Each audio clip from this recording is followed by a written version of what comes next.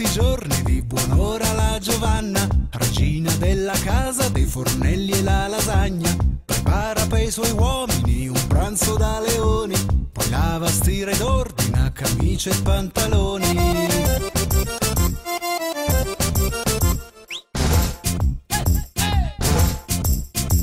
E dopo aver passato tutto il giorno a lavorare, è giunto anche il momento di potersi riposare. Una bella sigaretta lì di fianco al camino, ma ecco all'improvviso che rientra il maritino.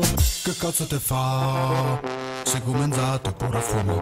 Ma vaffanculo, a te che t'ha fatto e frate te pure. Ma quanto sei ignorante, insensibile e arrogante.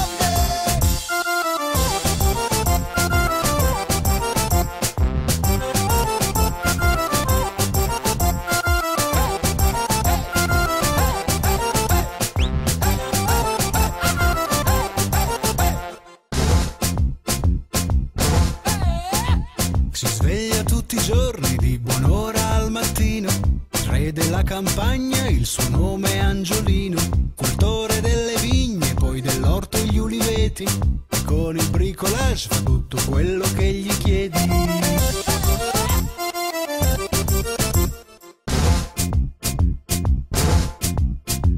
E dopo aver passato tutto il giorno a lavorare, è giunto anche il momento di potersi riposare. Una bella pennichella in fronte alla televisione, ma ecco sul più bello che gli arriva uno strattone. Che cazzo ti fa? A fa la spesma da porta.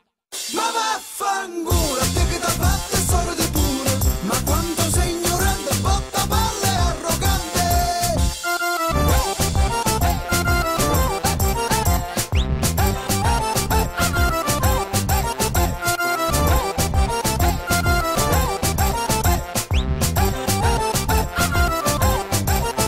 E tra i vaffanculo, a te che t'ha fatto e fregate pure. C'è sempre un gran casino tra Giovanna e Angiolino. C'è sempre un gran casino tra Giovanna e Angiolino. Ma si amano un casino. E viva Giovanna e Angiolino!